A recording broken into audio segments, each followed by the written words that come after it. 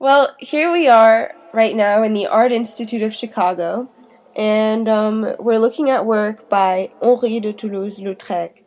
At the Moulin Rouge is the title of the piece. The piece was made in 1892 to 1895 and is on oil on canvas. It's an average scene, nightlife in Paris. You see these very bold uses of color of yellows and Especially the oranges. green, Oh yeah, that the let face let's here. talk about the green. Yeah. So this green color shows up often in Toulouse-Lautrec's work. For instance, the two women waltzing, a piece done in 1892. This is a more, it's a lighter piece. Not as bold and Yeah. dark and as mysterious. You can definitely see how he incorporates the green and also his brush marks, his mark making in the two ladies in the foreground. This is a post-impressionist work, and there are several reasons why it is so.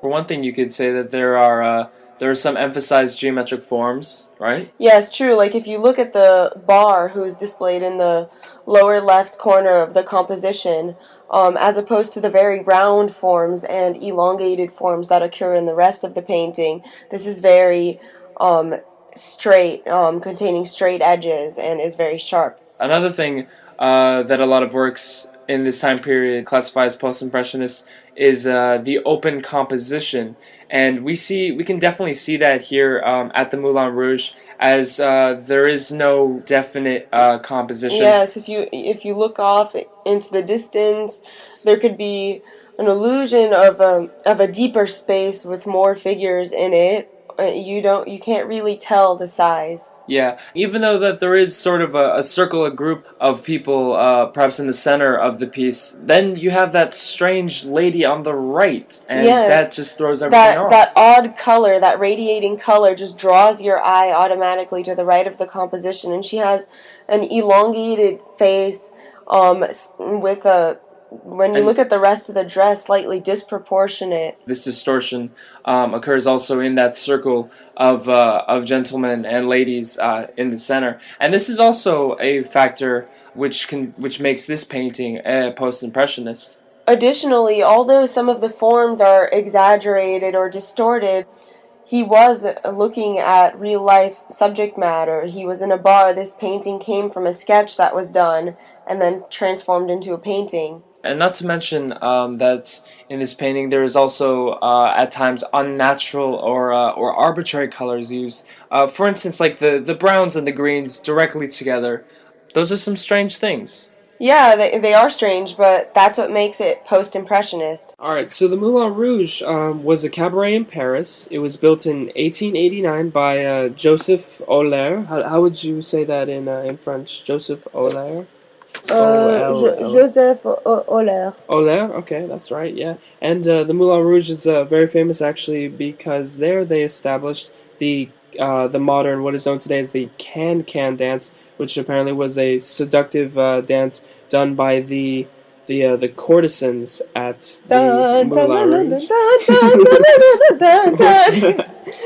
Is that how it goes? I assume, I think, from what I've seen in film. But yes, indeed, the Moulin Rouge is still in operation today, and people still. But only as a tourist attraction. I mean, it is a tourist attraction. I know that people residing in Paris do go there. They have dinner, and I mean, they go watch the show. Due to the fact that he lived in Montmartre, an exciting and happening section of Paris, he was able to go out at night to the cabaret entertainment, attend circuses and dance halls, and make sketches during the night, and during the day transform these little sketches into paintings and works of art. Toulouse-Lautrec was born on November 24th, 1864 in Albi, France. He was born to an aristocratic family by the name of Comte Alphonse Charles de Toulouse, and was the last of line in a family that dated back 1,000 years. That's right. And so his father was rich, also a little crazy and eccentric, and his mother was also very dedicated towards Henri, who was the only child to the family. And she must have paid special attention to him because he had a tendency of being a sickly child and he was weak. He happened to break both of his legs, and unfortunately, they never healed back, and so he was kind of scarred for life, you say, and yeah, that must have been a big frustration. He could not employ his legs like anyone else. Employ my legs.